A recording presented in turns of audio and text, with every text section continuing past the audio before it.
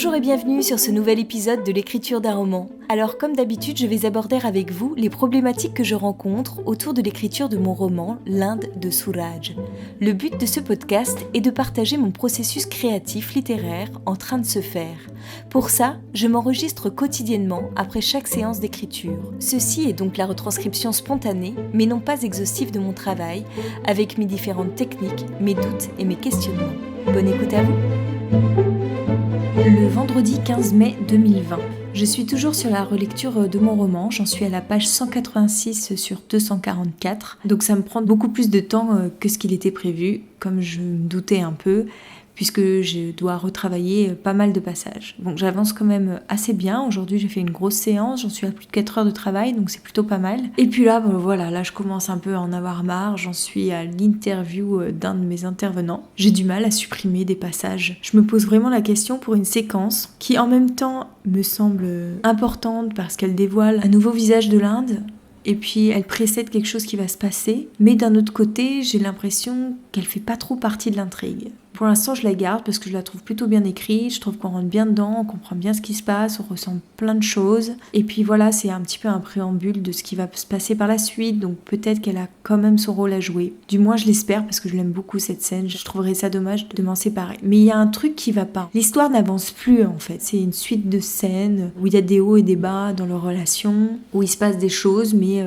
c'est pas hyper passionnant quoi. Et je ne trouve pas comment rendre ça plus attractif. Il y a plein de réflexions hyper intéressantes, des scènes qui sont hyper intéressantes du point de vue de l'Inde, de la culture indienne. Mais ça ne fait pas un livre, il faut qu'il y ait une histoire, il faut qu'il y ait une intrigue. Et là, je trouve qu'elle rame, quoi. Puis moi qui veux toujours supprimer des scènes, pour l'instant, je ne trouve pas de scènes à supprimer.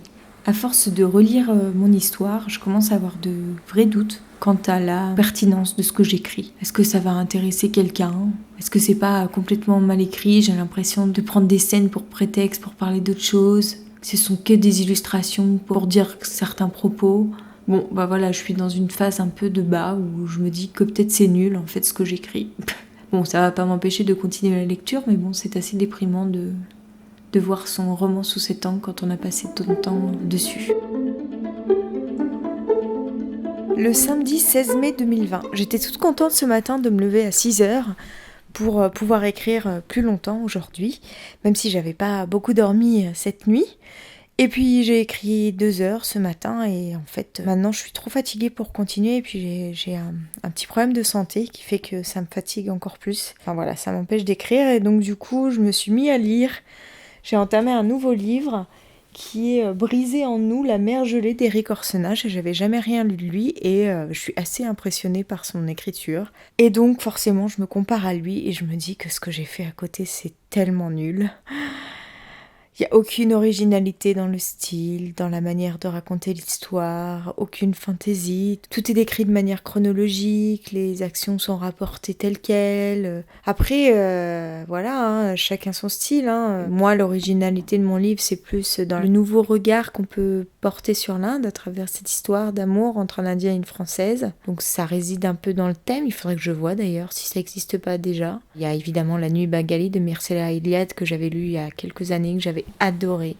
L'histoire d'amour était juste sublime, hyper forte. Après, je m'en souviens pas très bien, faudrait que je relise. Et j'avais pas trop aimé la fin du livre, je sais plus pourquoi. Donc faudrait que je relise tout ça pour voir un petit peu comment il s'en sortait avec cette histoire. Ça faisait longtemps que ça m'était pas arrivé, en tous les cas, de me sentir écrasée par le talent d'un auteur. Mais ça veut dire que c'est un bon livre que je lis et ça va être beaucoup plus inspirant que le dernier livre que j'ai lu, qui était vraiment basique, qui n'avait rien à m'apporter, de Ken Follett. Franchement, j'ai rien trouvé dedans. J'avais envie de le lire pour me détendre un peu. En fait, j'ai pas tellement pris de plaisir à la détente parce que c'était quand même assez creux comme littérature et j'ai plus tellement envie de lire ce genre de choses, quoi. Si c'est juste pour avoir une intrigue, je vois pas l'intérêt d'un livre. J'ai envie que la langue elle soit riche, que les personnages soient bien construits, qu'il y ait une intrigue évidemment, et qu'il y ait de la poésie, qu'il y ait des phrases bijoux comme je les appelle, ces petites phrases que j'ai envie de noter quand je tombe dessus. Enfin ce genre de choses quoi. Et là dans Ken Follett, à part l'intrigue, il y avait rien quoi. Les personnages étaient creux, tout était vide. Je vais m'arrêter là pour aujourd'hui, peut-être que je reprendrai un petit peu plus tard dans la journée, mais pour l'instant, je vais essayer de me reposer. Peut-être que ça me remettra d'aplomb pour écrire un peu plus tard. Je voulais finir ma relecture aujourd'hui, malheureusement ça sera pas possible, il me reste encore beaucoup trop de pages et j'avoue que je suis pas très motivée. En fait, j'aime pas du tout ma fin et je ne sais pas comment je vais pouvoir faire pour l'améliorer. J'ai l'impression que c'est pas assez condensé, que le contenu il se délite, qu'on découvre plus grand chose de l'Inde finalement. Il y a beaucoup sur la relation entre Suraj et Olivia, mais plus tellement sur la découverte de l'Inde. D'ailleurs, l'intérêt est ravivé lorsqu'il y a des séquences, des passages qui parlent de l'Inde, comme la séquence du restaurant avec la famille de Gunjan ou par exemple la soirée chez Gangesh. Mais sinon, le reste du temps, c'est pas du tout. Il y a plus rien sur la découverte de l'Inde. Peut-être que c'est ça qui manque un peu. C'est pour ça que j'aimerais bien déplacer une scène qui arrive plutôt à la fin, la mettre plus avant pour condenser un petit peu toute cette fin en un bloc plus compact afin qu'on s'ennuie moins. Je crois que je vais m'arrêter là pour aujourd'hui. Bon, j'ai quand même travaillé presque 5 heures en fait. Je n'ai pas compté encore, mais c'est à peu près ça. Donc ouais, on peut dire que c'est une bonne journée au niveau du travail, même si je suis pas hyper contente de ce que j'ai fait. J'ai pas l'impression d'avoir bien avancé, je suis pas l'impression d'avoir fait de bonnes séances d'écriture, j'avais du mal à me concentrer, j'ai souvent été interrompue. Et bon, c'est la vie quoi. Tous les jours ne peuvent pas être au top.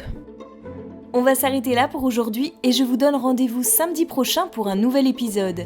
Si vous avez aimé, n'hésitez pas à vous abonner au podcast ou même à le partager autour de vous. Et pour échanger avec moi, ça se passe sur Instagram où vous me retrouverez sous le nom d'Aurélia Horner. À bientôt!